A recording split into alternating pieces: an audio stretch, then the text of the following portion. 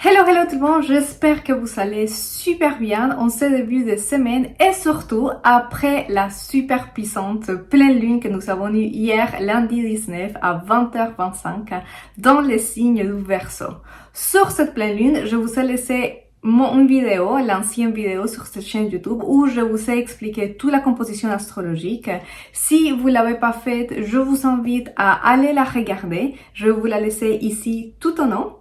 Comme ça, vous pouvez la trouver facilement. Pourquoi? Parce que cette météo astrologique, nous allons continuer à la traverser au moins une semaine de façon très intense jusqu'à que Mercure commence son mouvement direct le 28 août, la semaine prochaine, et un peu plus jusqu'à la nouvelle lune dans les signes de la Vierge qui sera dans 2 semaines. Dans cette ancienne vidéo, je vous ai parlé aussi d'un événement astrologique très important que nous sommes en train de traverser en ce moment, qui est la tension, le perfectionnement du carré entre Saturne et Jupiter. Et c'est sur quoi j'aimerais bien vous parler un peu plus dans cette vidéo pour vous donner un peu plus de clés de compréhension de cette énergie que nous allons continuer à sentir très intense jusqu'à la saison d'éclipse qui va commencer au mois de septembre et en réalité toute une année plus ou moins qui va être la danse un peu les différents carrés et tensions entre ces deux planètes. Mais avant de commencer à vous expliquer de quoi il s'agit, j'aimerais bien, comme toujours, remercier à tous les gens qui se sont inscrits dans cette chaîne récemment. Ça m'aide à continuer à grandir et continuer à faire ces contenus. Donc, si c'est pas fait, je vous invite déjà à vous inscrire, à me laisser un like dans cette vidéo et bien évidemment, me laisser toutes les questions astrologiques que vous aimeriez bien que je réponde dans les commentaires. Bien, maintenant, parlons de cette carré Jupiter et Saturne, plus précisément Saturne rétrograde dans les signes du Poisson et Jupiter en conjonction avec Mars dans les signes du Gémeaux. J'aimerais bien commencer par les choses les plus basiques de l'astrologie, les plus simples pour pouvoir comprendre mieux les ciels que nous sommes en train de traverser. Les carrés. C'est quoi un carré en astrologie? C'est quoi quand les astrologues on parle qu'il y a deux planètes qui sont en train de faire un carré? Ici, on a une distance, une séparation de deux planètes de 90 degrés dans le zodiaque. Et les carrés en astrologie sont très importants parce que ils nous parlent d'intention. Ici, on a deux volontés, donc volonté planétaire, on peut dire comme ça, deux personnages, ici Saturne et Jupiter, qui ont envie de s'exprimer, qui ont envie de montrer leur énergie et qui, d'une certaine façon, nous invitent à partir des intentions qui est désagréable, à prendre conscience de ces deux forces. Qu'est-ce qui se passe? Dans cette occasion, on parle plus précisément de Saturne et Jupiter, que ce sont des planètes très importantes en astrologie parce que ce sont des planètes lentes. Saturne, c'est le dieu du temps, c'est aussi le dieu de la loi de cause ou effet, c'est aussi Chronos de la mythologie grecque, donc il nous parle du passage du temps, de la maturité, de la responsabilité. C'est un planète d'apprentissage, mais apprentissage dans la matière, tandis que Jupiter, qui a des cycles un peu plus rapides que ceux de Saturne, Saturne il a des cycles de 28 ans, c'est le temps qu'il prend à faire tous les tours du zodiaque. Jupiter, il a des cycles de 12 ans et c'est une planète aussi d'apprentissage, aussi d'exploration, d'expansion, d'essence. Et c'est une planète dans laquelle on va parler que c'est une énergie, contrairement à celle de Saturne, c'est une énergie qui cherche notre épanouissement, mais qui va nous demander aussi un certain travail personnel, comme absolument toutes les planètes dans l'astrologie. Donc ces deux, ils parlent, et ils parlent à travers d'un carré. On sent une forte tension dans le ciel.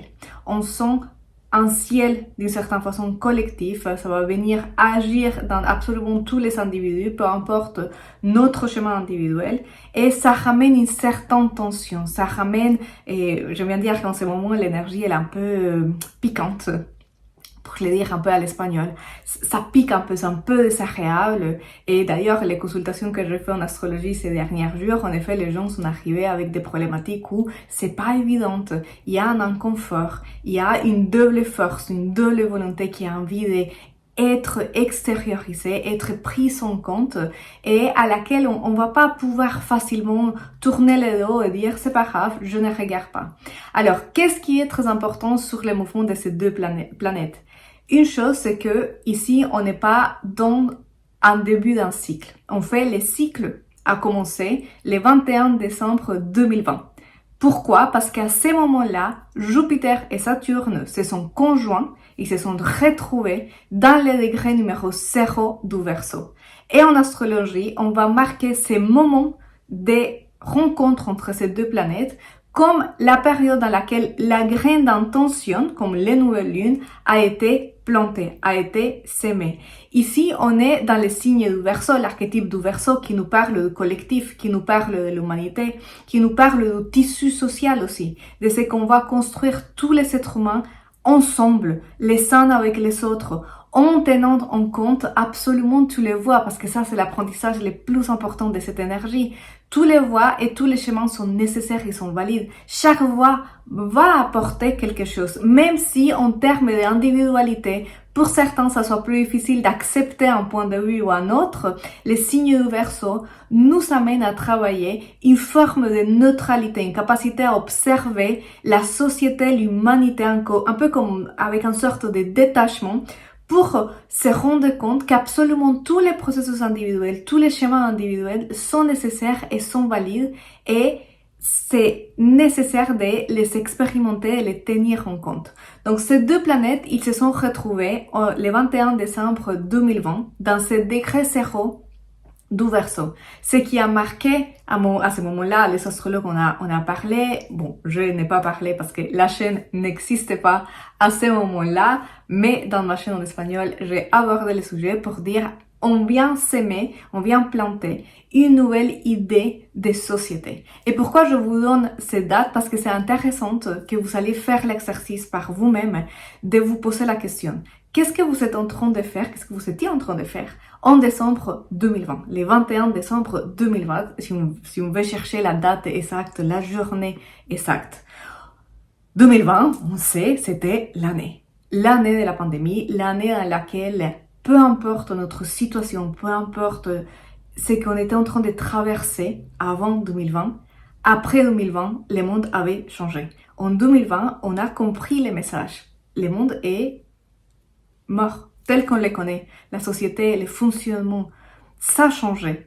Qu'est-ce qu'on était en train de faire ou qu'est-ce que vous étiez en train de faire? C'est l'invitation que je vous fais.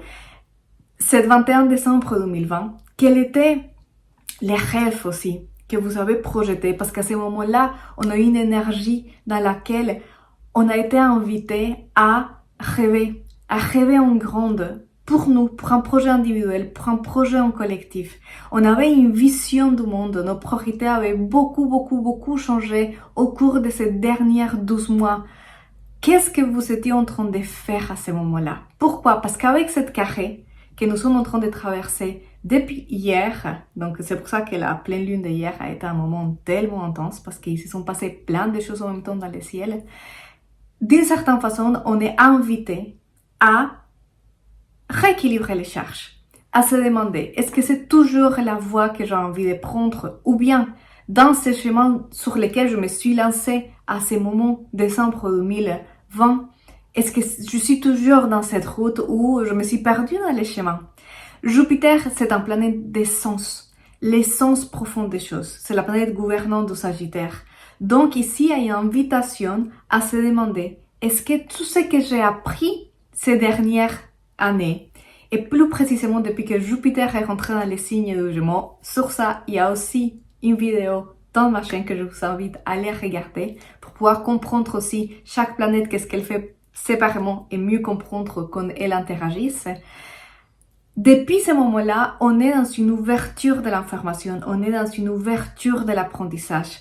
On est invité à partager aussi notre savoir, on est invité à échanger dans nos idées et à nous ouvrir à apprendre de nouvelles choses. Mais Jupiter en tension avec Saturne, après tous les contextes que je viens de vous donner, nous invite aussi à nous questionner. Ok, ce savoir, cette connaissance, cette intelligence, cet intellect, à quoi ça me sert si il n'est pas mis en fonction d'un progrès de mon être, de mon individualité, de qui je suis en tant que personne, et aussi dans une conscience des collectifs d'humanité. Pourquoi je vous parle de ça? Parce que déjà, ces deux planètes, ils se sont retrouvés dans les signes du Verseau, et Saturne, en ce moment, il est dans les signes du Poisson. Et Saturne, dans les signes du Poisson, nous parle d'un apprentissage, d'apprendre à vivre dans une cohérence entre notre cœur, entre la matière et ce qu'on souhaite au plus profond de nous. Le signe du poisson, c'est le signe de la spiritualité, c'est le signe de la connexion avec l'amour inconditionnel. Pas l'amour, l'émotion, l'attachement qu'on peut ressentir vers une personne ou vers une situation. Ici, c'est un état de conscience, une capacité d'observation sur soi et sur le monde et sur la réalité. Saturne dans le signe du poisson, il est en train de nous dire, mais maintenant, il va falloir avoir une cohérence entre ce que je dis, la spiritualité des monastères, dans lesquels on va se sortir du monde, s'éloigner de la société, s'éloigner des liens de notre couple, de notre famille, de notre entourage, de notre travail, pour aller dans la montagne et d'une certaine façon s'illuminer. Si on va le dire d'une façon très rapide, Saturne dans le signe du poisson nous dit non, maintenant on va ramener cet état de méditation profonde, cet état de connexion profonde, et on va devoir l'appliquer ici, dans la vie de tous les jours, dans notre quotidien, avec notre couple, avec notre famille, avec nos amis, avec les gens qui nous entourent, avec le monde, avec la société. Une chose que je vous ai pas mentionnée et que je j'aimerais bien quand même vous le dire parce que c'est important dans ce contexte, c'est que après que Jupiter et Saturne se sont rencontrés dans ce degré numéro 0 du Verseau, Jupiter s'est rencontré avec Neptune dans le signe du Poisson. Et ça, c'était l'année d'après dans laquelle, définitivement, la spiritualité et les sujets qui touchent à l'invisible du Poisson sont en train aussi de se modifier, de s'adapter à une nouvelle réalité. Observez que ces deux planètes sont en train de générer une tension dans des signes mutables. Autant les poissons comme les Gémeaux, ce sont des signes de mutabilité. Donc, ils nous invitent à nous adapter. C'est comme si ces deux planètes, par cette tension, ils nous disent, il y a une nouvelle réalité, il y a une nouvelle façon d'agir dans le monde, on a une nouvelle connaissance, on a un accès à une nouvelle information aussi. On est aussi dans ce moment dans lequel on peut partager les informations, devenir prof, c'est aussi l'image de Jupiter dans les signes du Gémeaux, mais on va devoir mettre au clair pourquoi on le fait, quel est le but et peut-être comment je m'adapte à ce besoin qui est apparu récemment dans la vie, dans le monde, dans mon entourage, dans mes relations, dans ce que je fais. Pourquoi je dis ça aussi? Parce que en même temps que tout cela est en train d'arriver, comme vous voyez, le ciel en ce moment, il est piquant. Il est très piquant. Je sais qu'avec la pleine lune d'hier et aujourd'hui, l'énergie, elle change un peu. Aujourd'hui, mardi 20 août, on commence la journée avec la lune dans les signes du Poisson. Donc après toute la tension d'hier, toute l'ère du Verseau qui a beaucoup stimulé notre pensée. Donc je pense que vous l'avez ressenti, mais j'ai eu plein de commentaires de gens qui m'ont dit horrible les nuits, impossible de dormir, impossible de me concentrer, impossible de réfléchir tranquillement et sereinement. On commence la journée aujourd'hui avec la lune dans les signes du Poisson qui adoucit un peu les choses, qui nous invite à connecter avec une sensibilité, qui nous invite à connecter avec notre monde émotionnel. Peut-être on se sent beaucoup plus émotif, beaucoup plus sensible et beaucoup plus comme que tout nous impacte, et surtout pour les personnes qui ont beaucoup d'eau dans leur carte natale ou beaucoup de planètes dans les signes du Poisson. Mais cette tension que nous sommes en train de vivre entre Saturne et Jupiter, on va continuer à la travailler. Et elle se fait en même temps que Pluton est toujours dans le degré 0 du Verseau. Même degré mathématique dans lequel les autres deux ils se sont retrouvés. Et Pluton nous parle d'un changement profond, d'une transformation profonde. Donc c'est comme si cette tension, elle nous invite à voir une nouvelle opportunité. Cette tension, elle nous dit, cette projection que tu avais fait, cette rêve, cette envie d'aller vers l'avant, c'était pas mal. C'est ça qu'on a beaucoup travaillé les dernières années. Mais c'est le moment de te rendre compte que le panorama, la vision, on peut aller beaucoup plus loin. On peut avoir le courage d'aller plus loin dans nos réflexions. De ne pas nous contenter avec les choses qu'on a déjà compris, que c'est acquis. On peut aller un peu plus loin, on peut aller chercher un peu plus profond, on peut aller se poser cette question encore qui va nous amener dans une réflexion, qui va ouvrir le panorama et la vision. Vers où on va? J'aimerais bien vous donner la réponse, mais aucune idée, parce qu'ici, on est dans un changement collectif. on est dans une composition planétaire dans laquelle on fait ce qui change, c'est tout le monde, c'est la société, ce n'est plus comme les cycles de la lune où on peut facilement dire ok, je vais me concentrer dans mon monde émotionnel, je vais me concentrer dans ma gestion émotionnelle. Non, on est dans un cycle dans lequel absolument tous les collectifs avancent, tous les collectifs font un pas. C'est pas la première fois que Jupiter et Saturne vont faire un carré. D'ailleurs, on en aura 2 en plus. Le prochain qui sera le 20 décembre de cette année. Donc, gardez la date, comme ça, vous pouvez observer qu'est-ce qui se passe autour de cette date. Dans laquelle, cette fois-ci, ce sera Jupiter qui va être rétrograde et Saturne direct. Et on va avoir un dernier carré entre ces 2 planètes qui va se faire l'année prochaine, le 10 juin, où cette fois-ci, Saturne sera dans les premiers degrés du Bélier, parce qu'il va se préparer pour changer de signe, ça sera l'année prochaine. Et Jupiter aussi. Jupiter, il sera dans le degré numéro 0 du Cancer, mais aussi en train de faire un carré. Donc, si vous voyez ce qu'on est en train d'expérimenter aujourd'hui, la tension que vous pouvez ressentir, c'est pas le moment de passer à l'action, hein. Même si Mars il est dans l'équation, Mars il est conjoint à Jupiter, donc on peut avoir une envie comme de faire exploser les choses. On peut se sentir peut-être beaucoup à la défensive, que quelque chose qu'on entend que quelqu'un nous dit, on a un besoin de se défendre ou bien d'attaquer quelqu'un ou une idée ou dans une conversation un peu cette lutte des petits égos, petite volonté qui est Mars. Mais on ne peut pas oublier qu'on est toujours dans la période de Mercure rétrograde. Et du coup, l'invitation, c'est quoi? C'est d'observer, de continuer cet exercice de constatation, d'observation, pour voir comment ces 3 carrés tout au long de cette année, jusqu'au juin de l'année prochaine, vont nous raconter une histoire. Rappelez-vous que le ciel, c'est comme une série de Netflix. C'est pas des événements ponctuels, ce sont des épisodes dans lesquels l'énergie, elle se construit. Et à un moment donné, les processus ou la danse des astres, elle aboutit en quelque chose. Oui. La prochaine fois que ces 2 planètes, ils vont se retrouver, ils vont faire une nouvelle conjonction, ça va être en 2041. Donc, on est bien d'accord que les cycles que nous avons commencé en décembre 2020, on va pas l'aboutir jusqu'en 2041. Et cette période qui commence, cette première année, c'est là où on va ressentir toutes les tensions. Donc c'est tous les chars qui doivent se rééquilibrer pour qu'ensuite ces 2 planètes vont se retrouver dans le signe de l'abondance et passer un nouveau contrat. Qu'est-ce qui est très particulier de ces moments de rencontre en 2041 que j'espère que je vais continuer à faire des vidéos, ou bon, peut-être que YouTube, que cette plateforme, elle va plus exister avec tout ce qu'on va expérimenter avec Pluton dans les signes du Verseau, mais peu importe les réseaux sociaux qui soient à l'époque à la mode, j'espère pouvoir continuer à vous faire du contenu et du coup vous faire une vidéo, un podcast, je sais pas, un hologramme, j'espère, pour vous partager de quoi il s'agit, cette nouvelle conjonction. Mais ce que je peux vous dire déjà, c'est que quand ces 2 planètes ils vont se retrouver, Pluton, planète protagoniste dans toute cette histoire aussi, sera dans le degré numéro 27 du signe du Verseau, même degré mathématique dans lequel nous avons eu la pleine lune hier, lundi 19 août.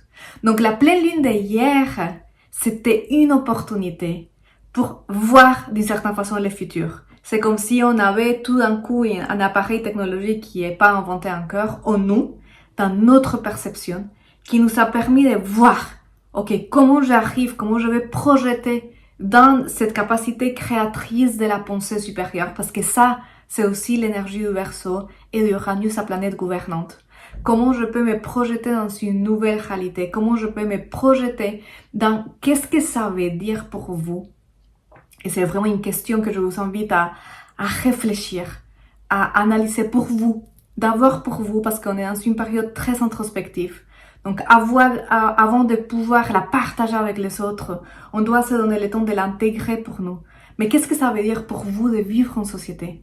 Qu'est-ce que ça veut dire pour vous d'appartenir à la race humaine, d'être des êtres humains, des individus avec des corps? On est quand même rigolo, on a des choses qui sont assez intéressantes à explorer. C'est toutes les questions qui nous invitent à nous poser cette énergie, en sachant qu'on est en connexion avec 2 planètes d'apprentissage. Donc, si la réponse ne vient pas, ne vous inquiétez pas, c'est tout à fait naturel.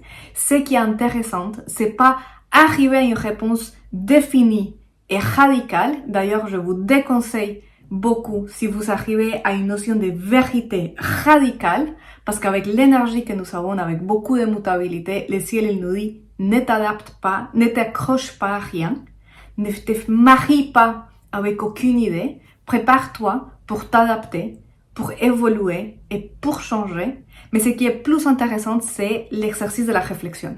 C'est de se poser la question. Alors, comment mieux transiter cette énergie de façon individuelle? Parce que quand même, je trouve que c'est important. Ici, on est face à un cycle très grand des planètes qui nous parlent d'un collectif. Donc, en termes à l'échelle individuelle, il y a très peu qu'on puisse faire en réalité. Si ce n'est pas de permettre les mouvements à opérer à partir de nous. Mais en tant qu'individu, on a une chose qu'on peut appliquer.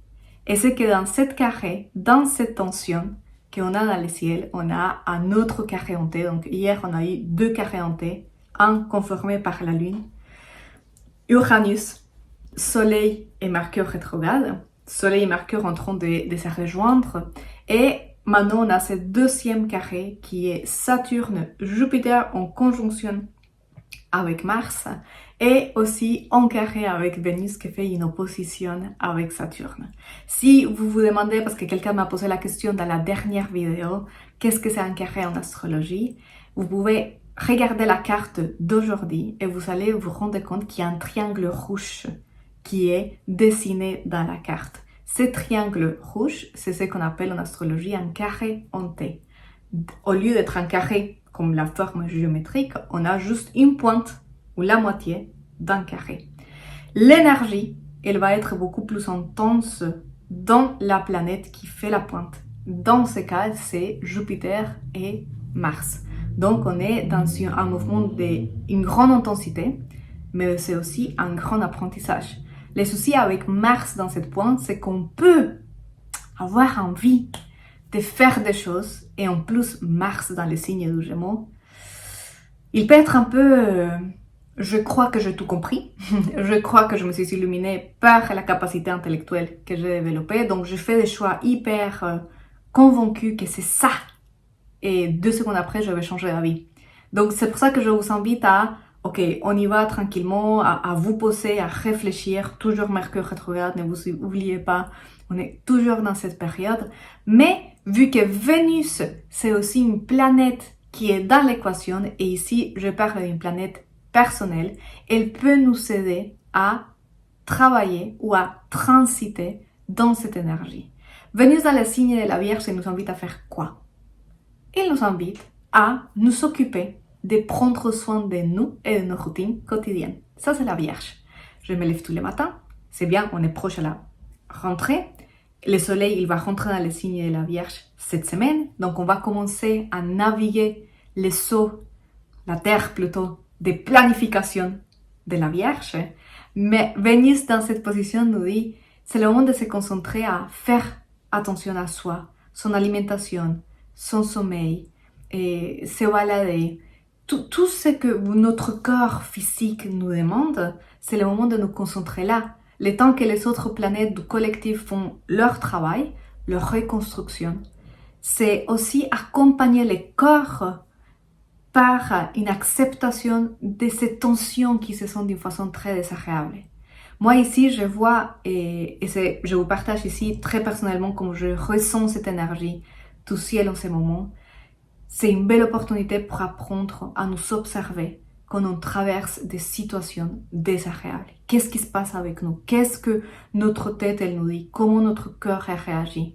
On traverse un ciel d'une profondeur extraordinaire. Oui, c'est une montagne russe. C'est pas une énergie plate. C'est pas licorne marshmallow rose. C'est pas la campagne avec des fleurs. Non, chacun à sa façon, on est en train d'être bousculé dans ses idées, dans ses croyances, dans ses zones de confort. Mais Vénus peut nous aider à nous dire, ok, peut-être je ne peux pas contrôler tout ce grand macro qui est en train d'arriver, mais je peux contrôler le fait que je vais bien manger, je vais essayer de ne pas surestimuler mon système nerveux, me coucher à une heure raisonnable, et me concentrer dans mon travail, dans mon activité quotidienne. C'est beaucoup la Vierge. Ok, je peux pas résoudre ces problèmes, mais en ce moment, je vais me concentrer à, je sais pas, répondre à mon mail, voir mon client, parler avec un commerçant, peu importe votre métier. Les signes de la Vierge viennent apporter une invitation à tranquillement, doucement, petit à petit, pas à pas, étape par étape, on va commencer à voir un peu plus de clarté.